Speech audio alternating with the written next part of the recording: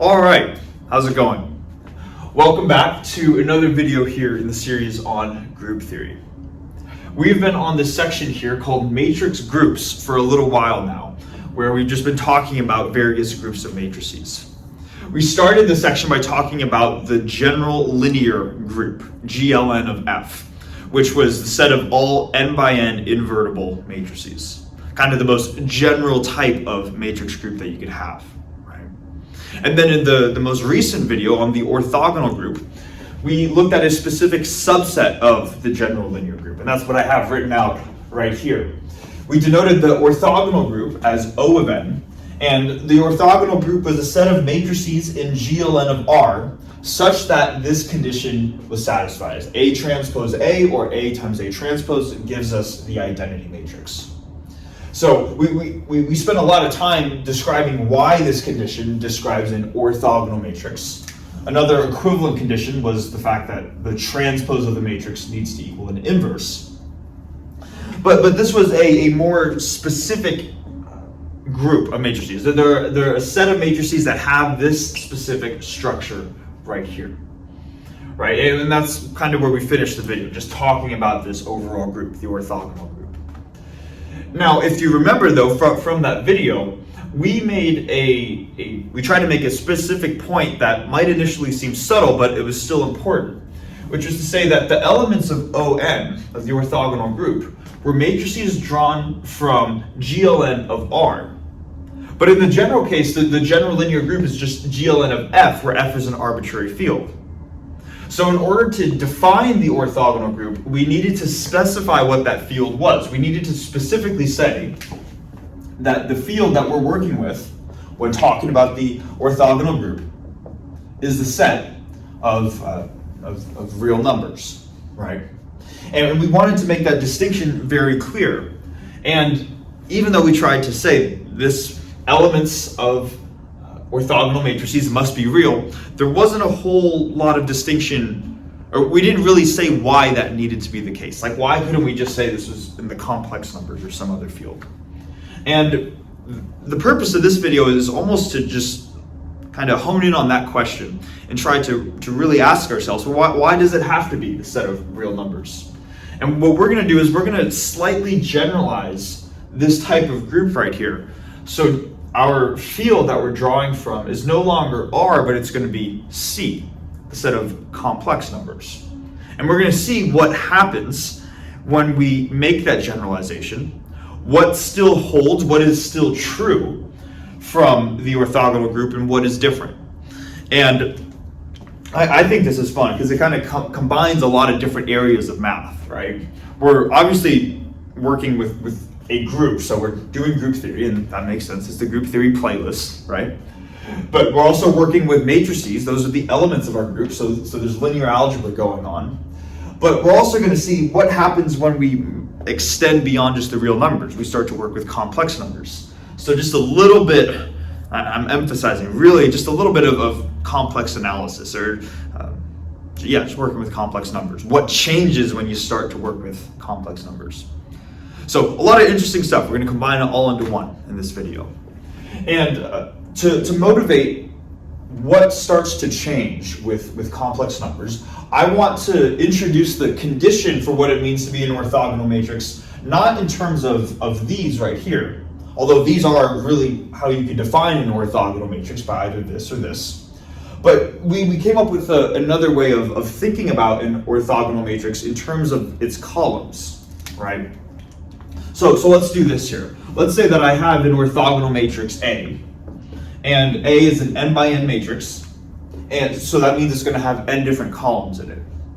So maybe I can denote what each of those columns are, where each of those columns is an individual column vector.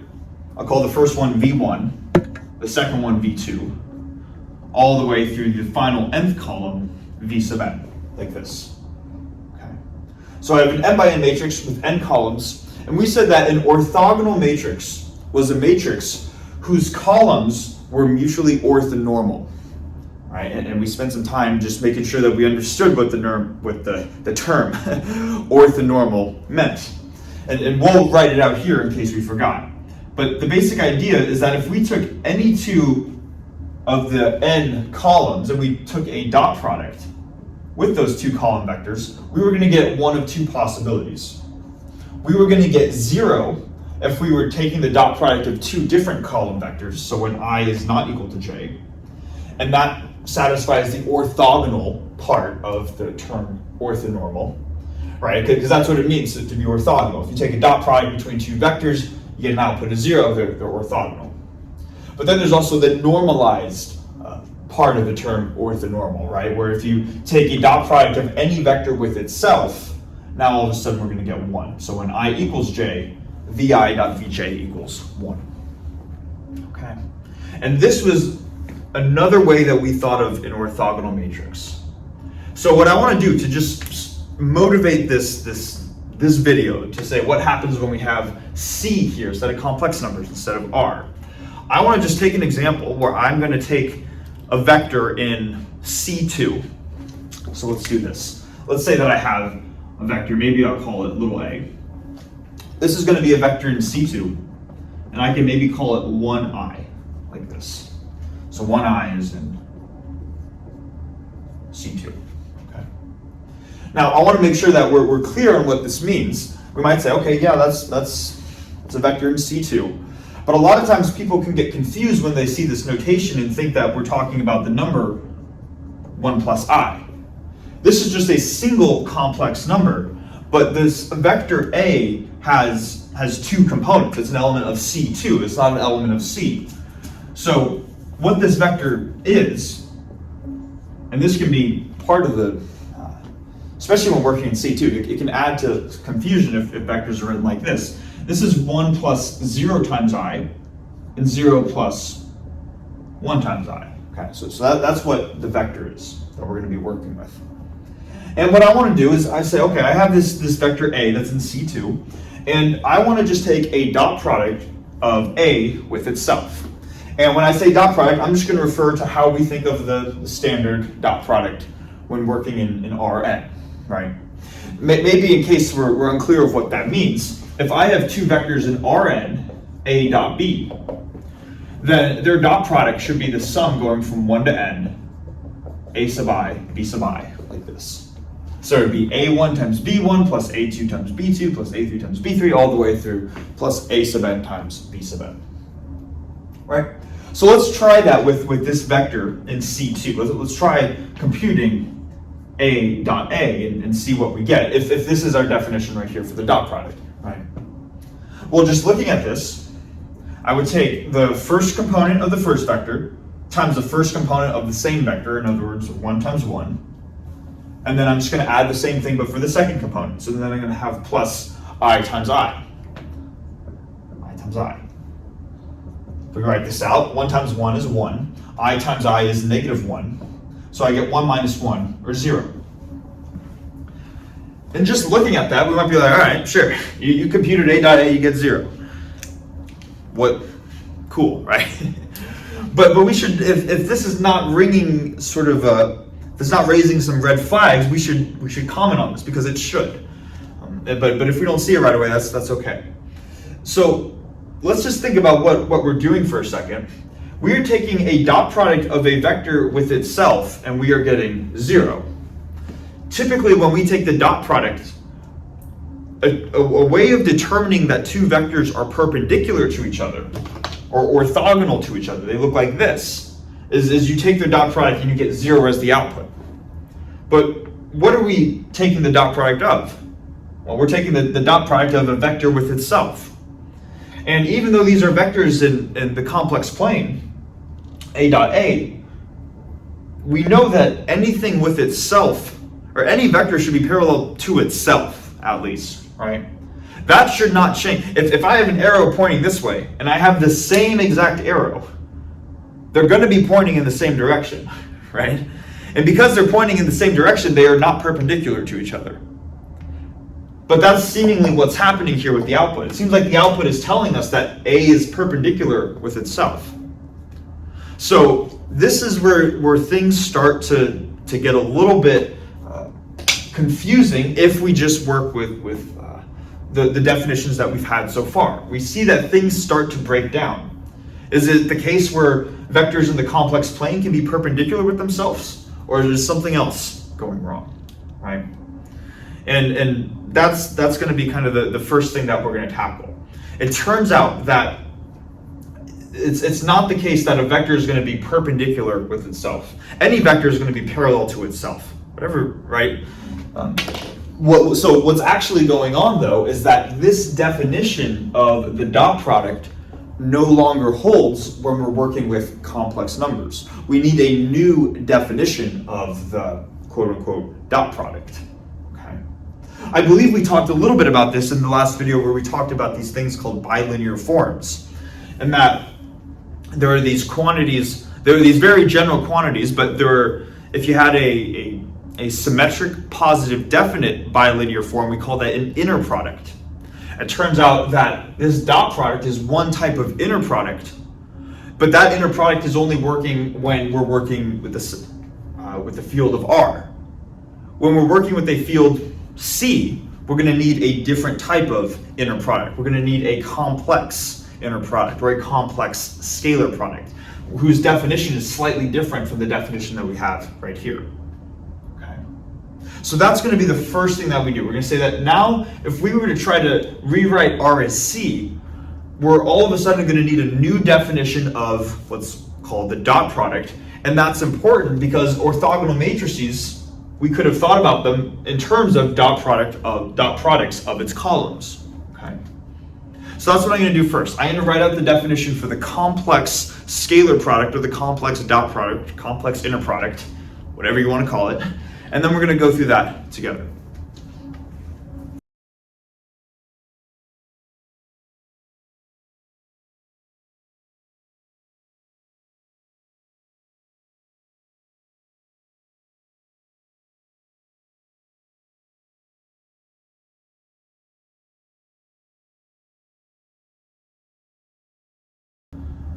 Okay, so we have this definition here for the complex scalar product. So let's go through it together.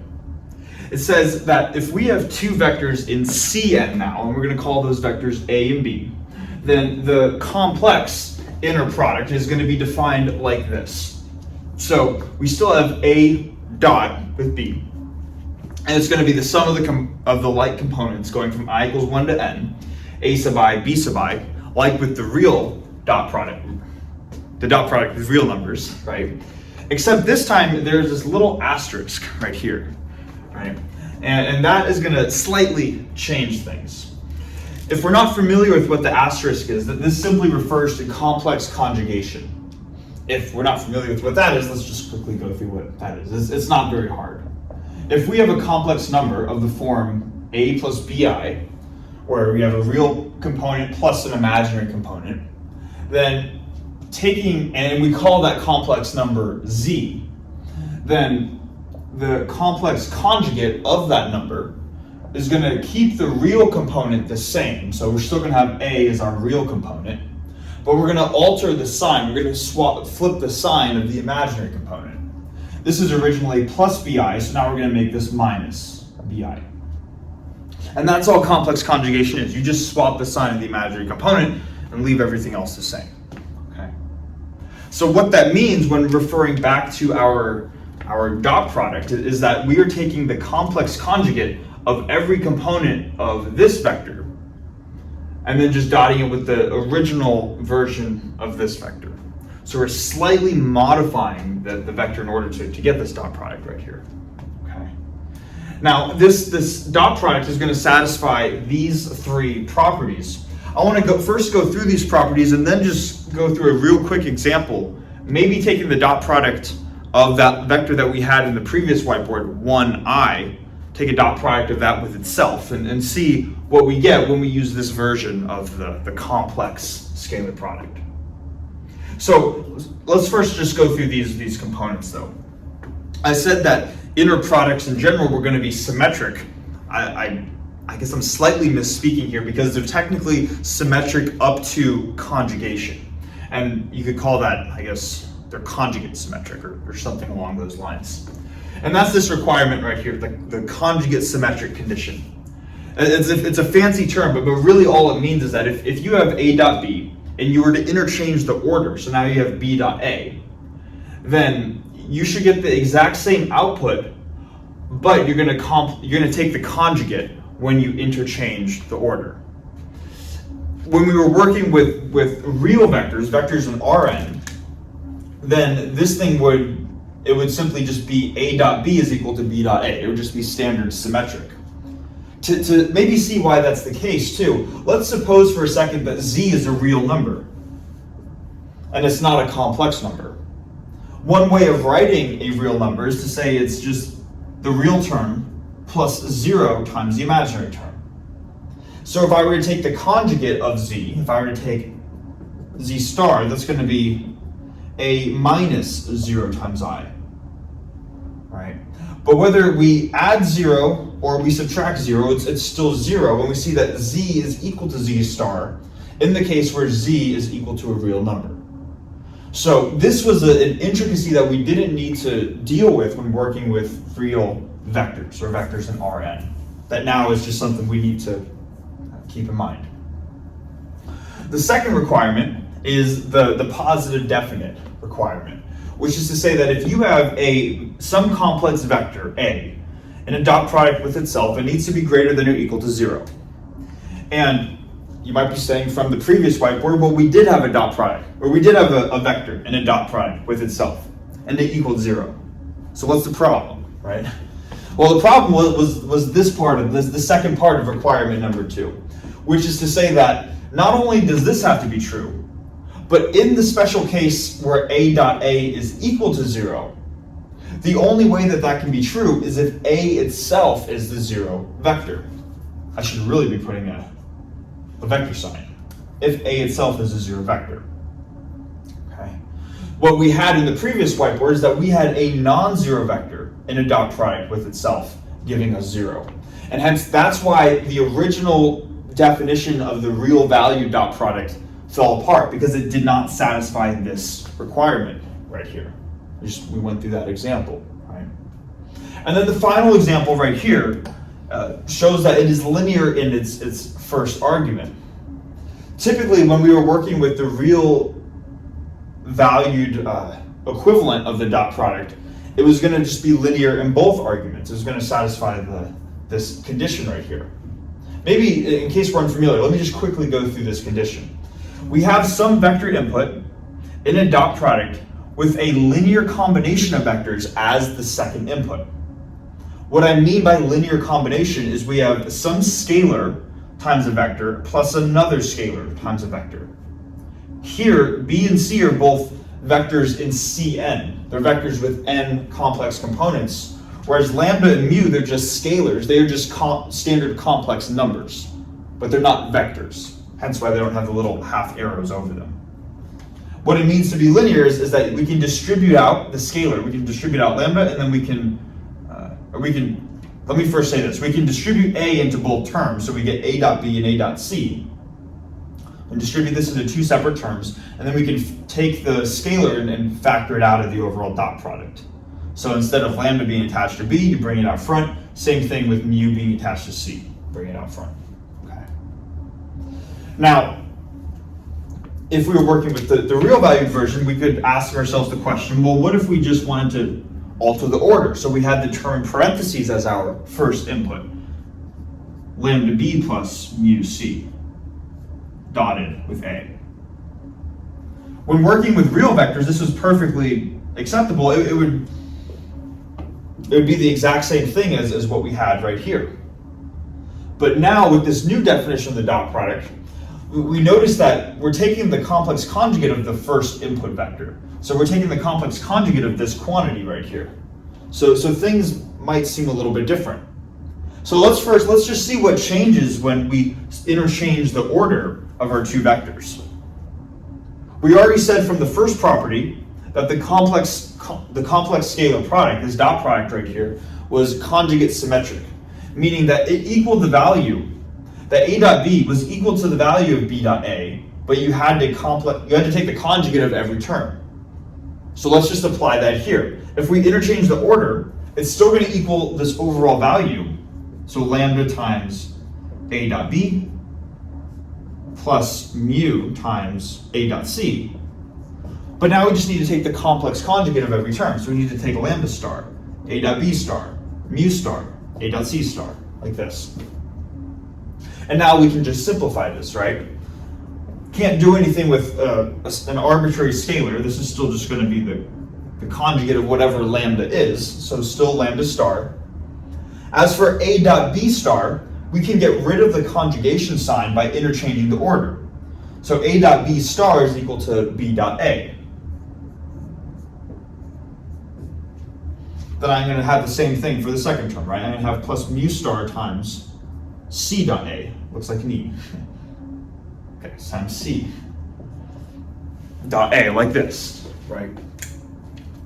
And you might be saying, okay, sure, we're manipulating these symbols. This is what happens when we interchange the order. I wanted to go through that real quickly just because it might not be obvious when initially computing this dot product right here.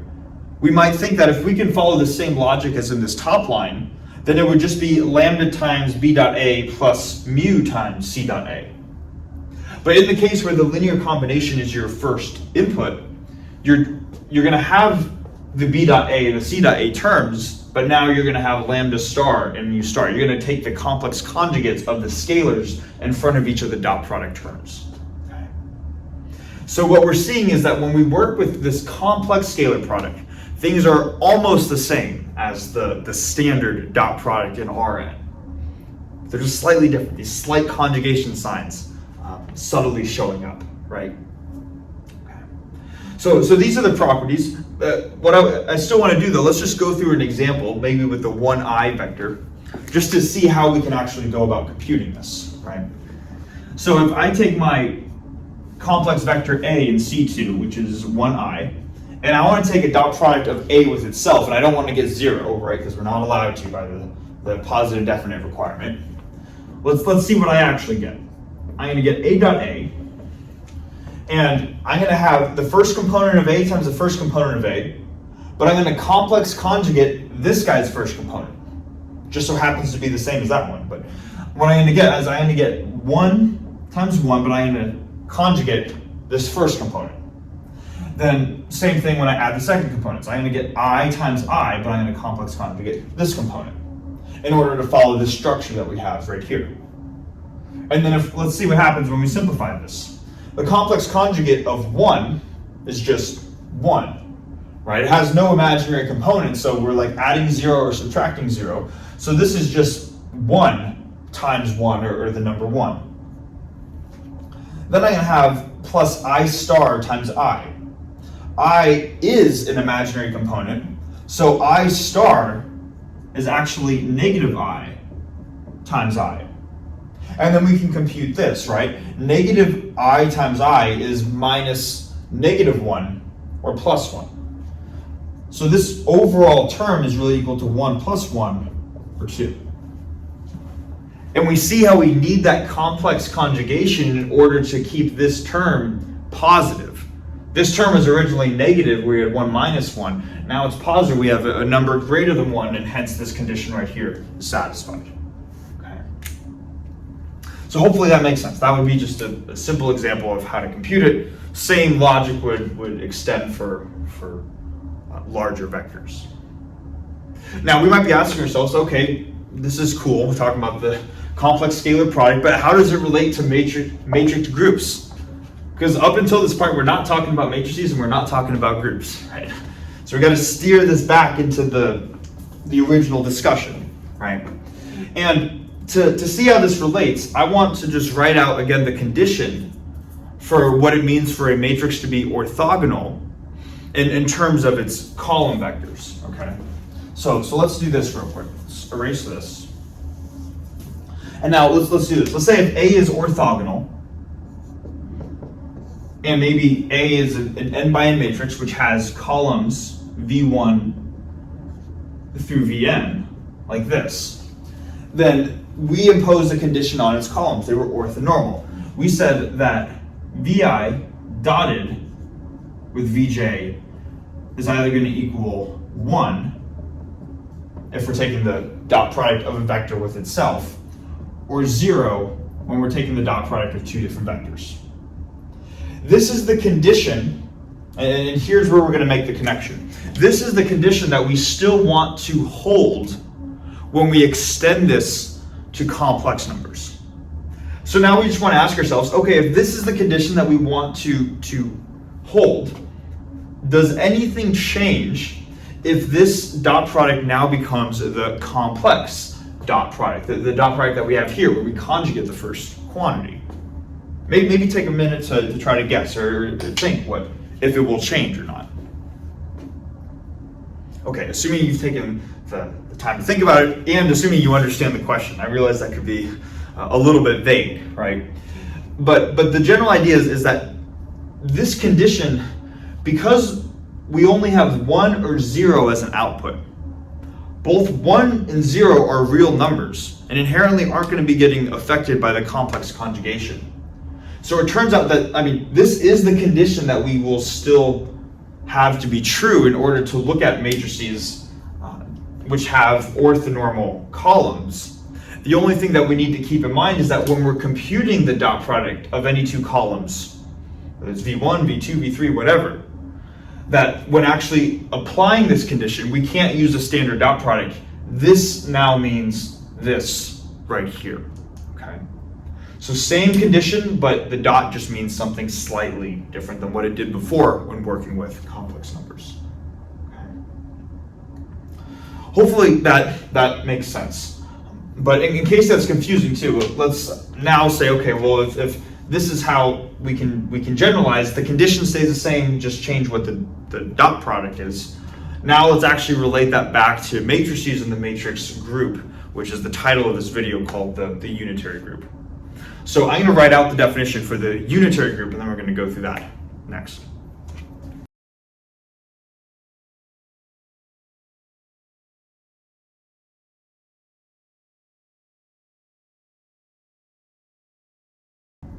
Okay, so we have this group here called the unitary group, the main object of the video, right? So let's make sure we understand it. So the unitary group is denoted U of n, and now it's going to be the set of matrices in GLN of C, so no longer GLN of R, such that this condition holds right here. And you might be thinking, is this a typo? Should this T be an uppercase T, to say A transpose A is equal to I? The answer to that is no. I wanted to take this whiteboard really to spend some time introducing this notation. If you remember, just in the previous whiteboard, we said that the it's a tongue twister, man. It's harder to say than I thought. The orthonormality condition still needed to hold, except now the dot product was replaced with the complex version of the dot product. What that translates to is a slightly different definition. Instead of A transpose A equals I. Like with the complex dot product, where we said that A dot B is the sum going from I equals 1 to n, AI conjugate BI. That same idea can be applied to the overall matrix definition to see how matrices that are orthogonal generalize, I should say, to matrices in the unitary group. And here's what I mean. With the standard orthogonal group, we just had A transpose A equals I. But now when we invoke this complex scalar product, we also want to carry this structure over where we take the conjugate of the first term. So now we don't just have A transpose, we have A transpose complex conjugate. Let's write that out. We're going to have A transpose, but we take its complex conjugate times A, which gives us I. Okay.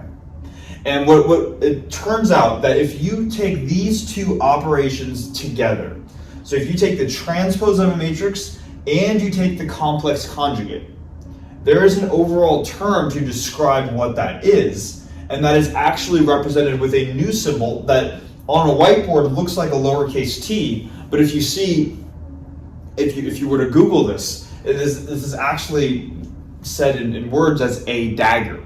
This is sometimes known as the Hermitian conjugate. So let me write this out. This is known as the Hermitian conjugate.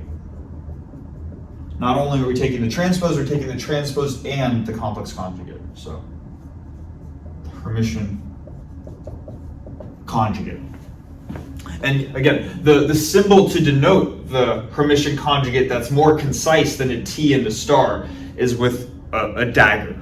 And again, if you were to look this up, you will see literal, it looks like a sword, like a superscript sword pointing down. Okay. So that's how it generalizes again. And that's the slight difference when going from the orthogonal group to the unitary group. Every other aspect is the same. You have a set of matrices in GLN. Now you're working with the complex numbers, and now you have this slightly new definition for the condition for what it means to be unitary. Maybe let me specify this too. The unitary group is a set of unitary matrices. So this condition right here, which is the same as this condition right here, this is the same as this. That's what it means for a matrix to be unitary. So when you talk about a unitary matrix will satisfy that condition. Okay. So that is what the unitary group is, and like with the past couple of videos, we've had this special version of that group. So there's also the special unitary group, which we can write out like this. You can probably imagine where this is going, right? This is SUN, and it's going to be the set of matrices A in the standard unitary group, so that set of A and UN, such that the determinant of the matrix is 1. I realize I'm getting a little crowded here, but same idea. But whenever you have this special word, or like the special phrase in front of a group, that just means that all of the matrices in that group have a determinant of 1. That does not change when going from the real numbers here to the complex numbers. Now, one of the last things we're going to do, we're not going to do too much with this because we've already done a lot, both with the general linear group and the orthogonal group. That can be applied here, but there are some slight differences that we want to point out. The main one that I want to point out for this video, and I don't want this to go on too long, is that if you remember when we were talking about the orthogonal group, the group of orthogonal matrices, every matrix in the orthogonal group had a determinant of either plus or minus 1, right? It turns out this condition differs slightly when generalizing to the unitary group, okay? So we're going to write out what the possible outcomes are for when we take the determinant of a unitary matrix. I'm going to write that out, and then we're going to go through that to finish off the video.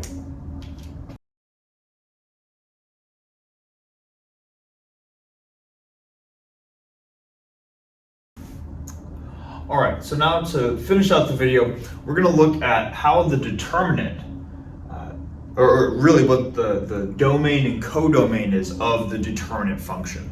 For the orthogonal group, the codomain was simply the values plus or minus 1. In the general linear group, it was all elements of the field excluding the 0 element. And now here with the unitary group, we have this new quantity, S superscript 1. And this is just a notation to describe the set of elements in the complex, oh, that marker's dead, to describe the set of elements in the complex plane. That's a little better. How do you get any markers? Anyways, the set of elements in the complex plane that lie on the unit circle. So if this is the number 1, this is the number I, it might look something like that. It's supposed to be the unit circle in the complex plane. Turns out this is the codomain for the determinant when acting on a unitary matrix. And same logic as before too, that the determinant is a surjective group homomorphism. So we want to show that, right? So first thing, we want to show that it is a homomorphism. So if we were to taken two unitary matrices, A and B, we want to show that the determinant of A times the determinant of B is equal to the determinant of their product, AB, like this, right? So now let's just apply what it would mean for these matrices to be unitary. Let's suppose that rather than writing A and B, we're going to write A and its Hermitian conjugate, or A and A dagger. So if we were to do that, we would have the determinant of A. Eventually I'll get a good marker. I know I have a good one somewhere. Determinant of A, there we go, times the determinant of A dagger equals the determinant of A times A dagger. What it means for a matrix A to be unitary is that A times A dagger is equal to the identity. So we can rewrite this right-hand side as the determinant of I. As for the left-hand side, we have the determinant of A. And now let's just rewrite what A dagger is equal to. We could rewrite A dagger as A complex conjugate transpose. We saw in the previous whiteboard that we said A dagger was A transpose complex conjugate. Turns out you can interchange the order. So this is, in general, going to be valid. So A transpose complex conjugate is the same thing as A complex conjugate transpose.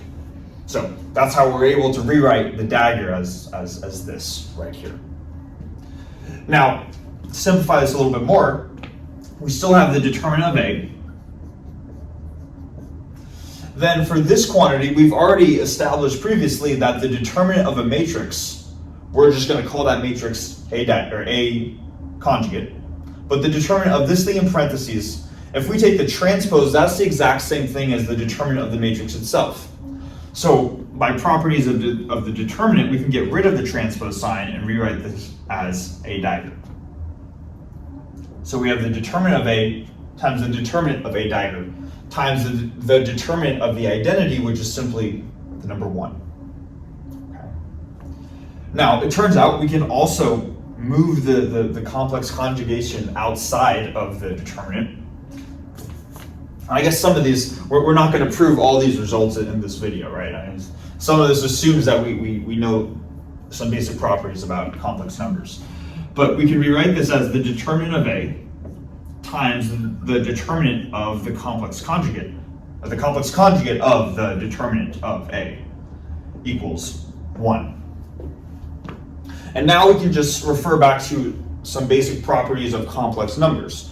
There's this identity, and we talked about this in one of the videos in the linear algebra video series, but you can also look this up as well. This is pretty common, that if you were to take a complex number Z, multiply it by its complex conjugate, that is the same thing as taking the absolute magnitude of that number.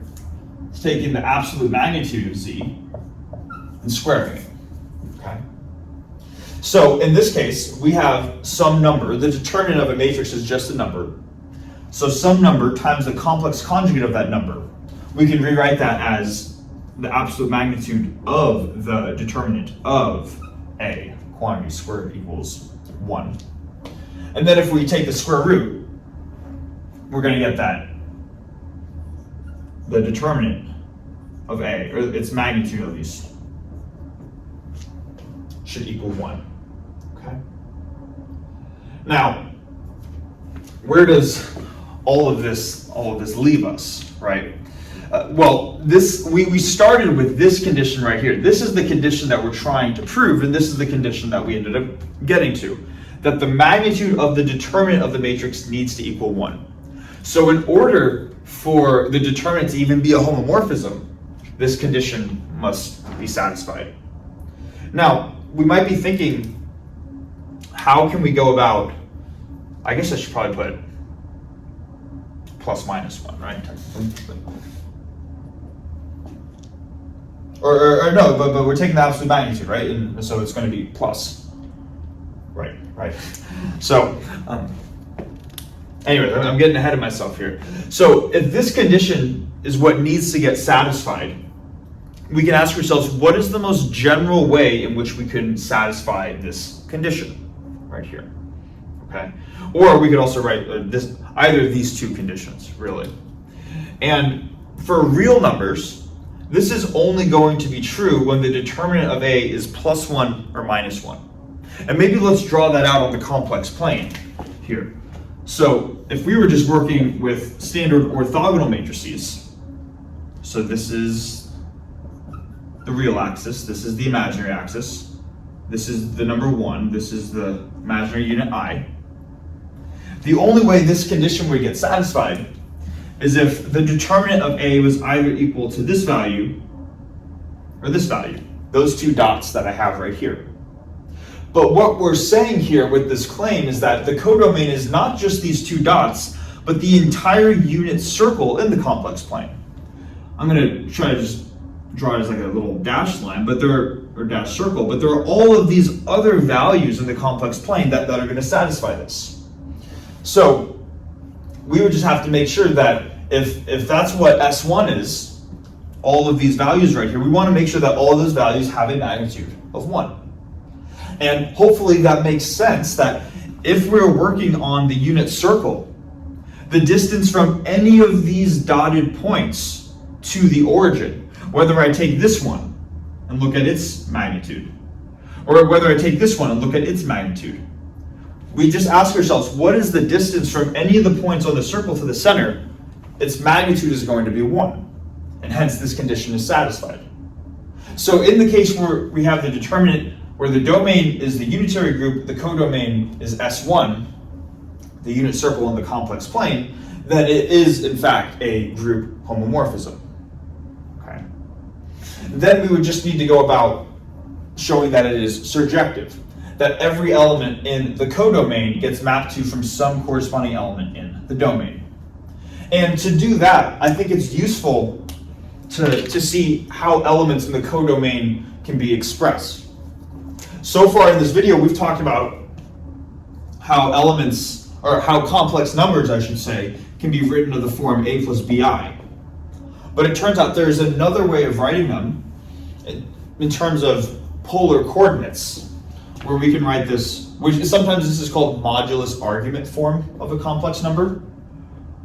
We can write z as A plus BI, but we can also write it as r times e to the I theta, where r is kind of like the radial polar coordinate, and theta is like the angular polar coordinate.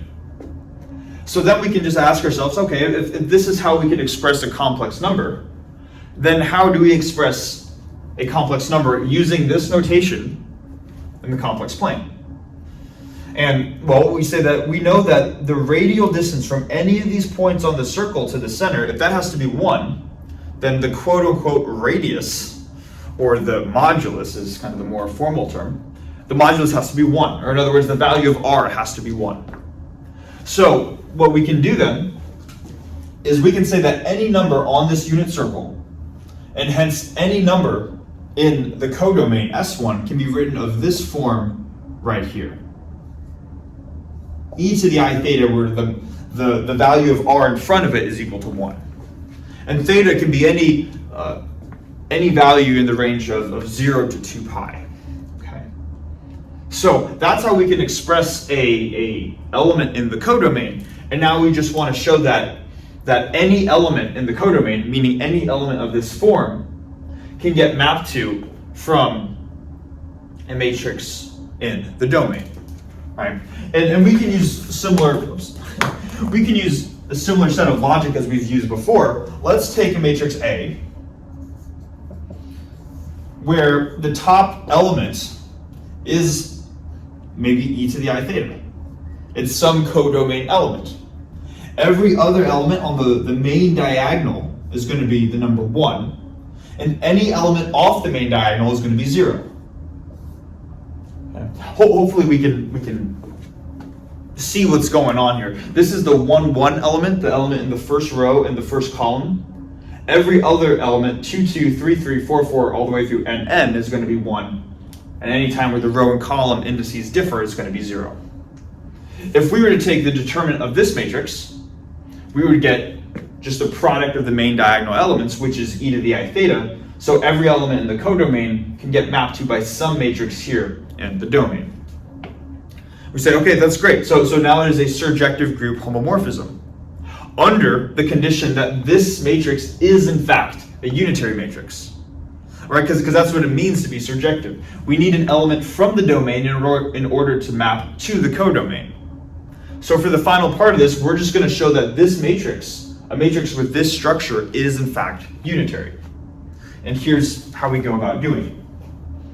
Let me, I guess I have room down here. A unitary matrix is going to just satisfy the condition A dagger A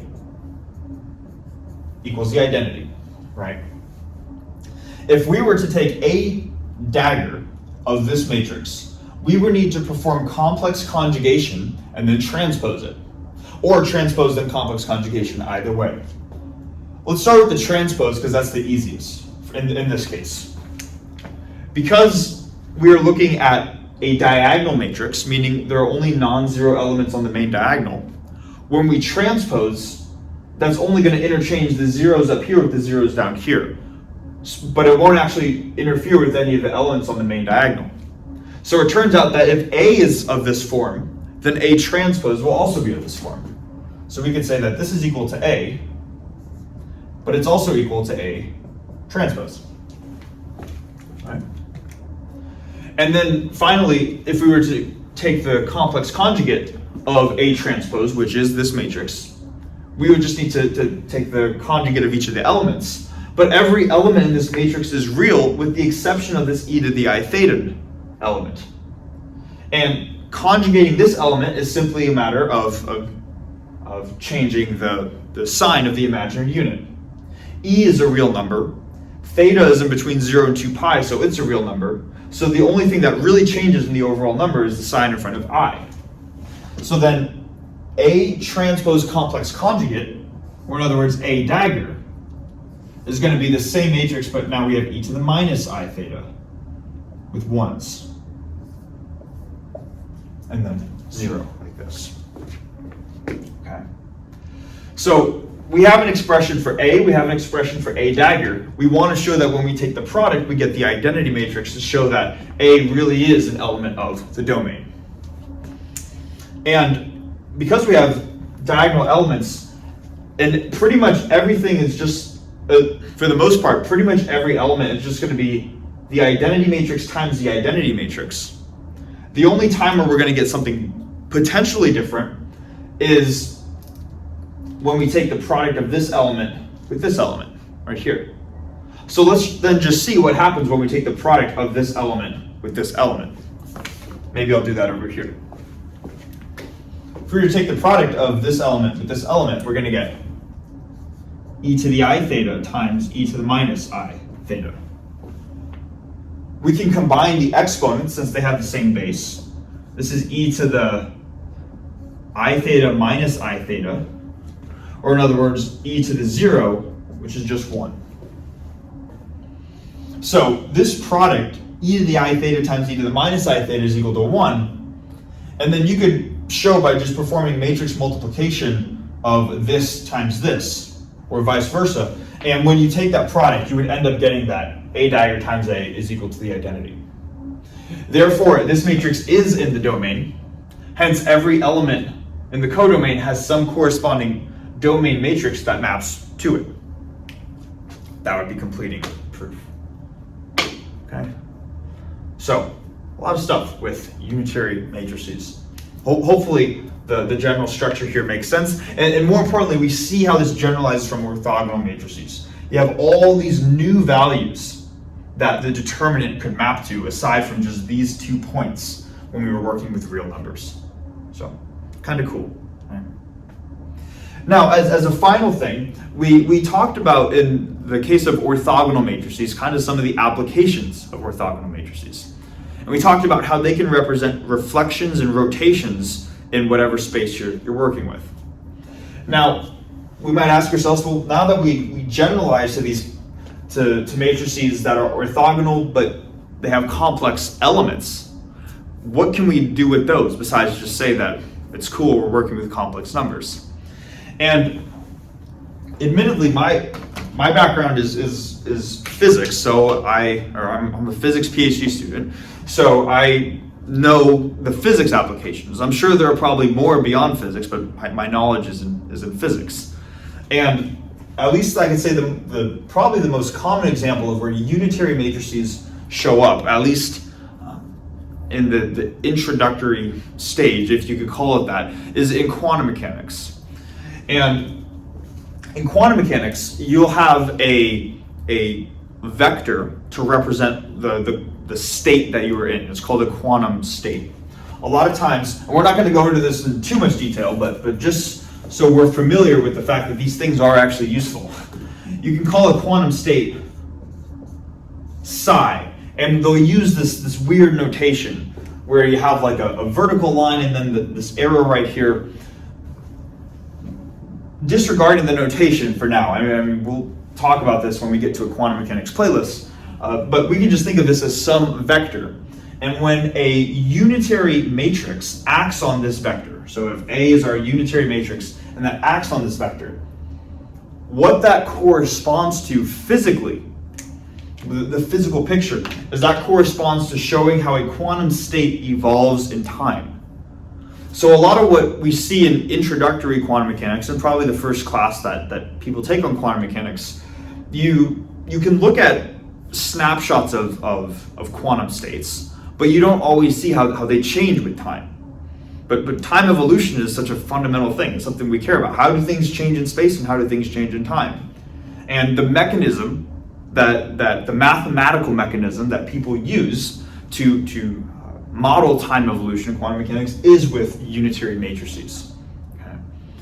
So that is probably the main application that at least I am familiar with.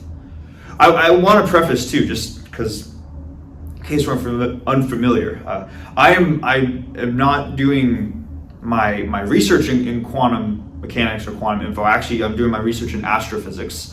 But still, you got to take multiple grad level classes in quantum in order to get the physics PhD, right? So I am at least vaguely familiar with this stuff.